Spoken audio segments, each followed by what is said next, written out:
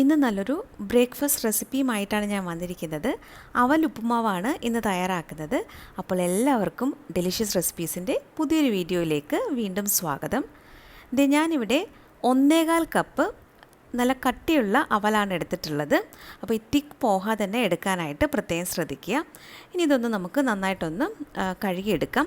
അപ്പോൾ ഇത് വെള്ളം ഒഴിച്ച് കുതിർത്ത് വെക്കാൻ പാടില്ല. അങ്ങനെ ചെയ്ത് കഴിഞ്ഞാൽ ആകെ അങ്ങ് അവൽ കുതിർന്നു പോകും.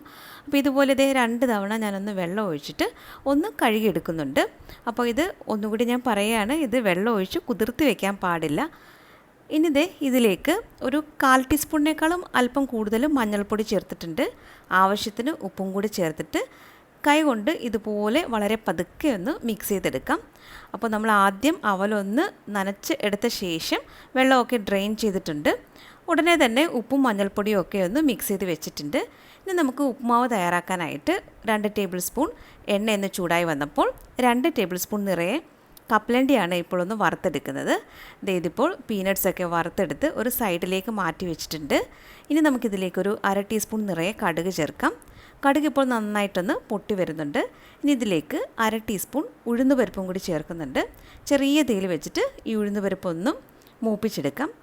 അപ്പോൾ ഇതെല്ലാം ഒന്ന് മൂത്ത് വന്നിട്ടുണ്ട്. ഇനി നമുക്കിതിലേക്ക് മീഡിയം വലുപ്പത്തിലുള്ള ഒരു സവാളയുടെ പകുതിയാണ് ചേർത്തിട്ടുള്ളത്. സവാള ഇതുപോലെ ചെറുതായിട്ടൊന്ന് കട്ട് ചെയ്തെടുക്കണം. സവാള ഒന്ന് ചെറുതായിട്ട് വഴന്ന് വന്നു കഴിയുമ്പോൾ 2 പച്ചമുളകും കുറച്ച് കറിവേപ്പിലയും ഒരു 1/4 ടീസ്പൂൺ ഇഞ്ചിയുമാണ് ചേർത്തിട്ടുള്ളത്. എല്ലാം ഒന്ന് നന്നായിട്ട് വഴന്ന് വന്ന് കഴിയുമ്പോൾ നമുക്കിതിലേക്ക് ഈ പോഹ ചേർത്ത് കൊടുക്കാം. അപ്പോൾ ഇത് നന്നായിട്ട് ഒന്ന് മിക്സ് ചെയ്തെടുക്കാം. ഇതിനു മുമ്പ് ഉരുളക്കിഴങ്ങും കൂടി ചേർത്തിട്ടുള്ള ഒരു അവലുപ്പുമാവിൻ്റെ റെസിപ്പി ഞാൻ പോസ്റ്റ് ചെയ്തിട്ടുള്ളതാണ്. അപ്പോൾ അതിൻ്റെ ലിങ്ക് കൂടി ഞാൻ ഡിസ്ക്രിപ്ഷൻ ബോക്സിൽ കൊടുക്കുന്നതായിരിക്കും. ഒരു അല്പം വെള്ളം കയ്യിലെടുത്തിട്ട് ഒന്ന് തളിച്ചു കൊടുക്കാം.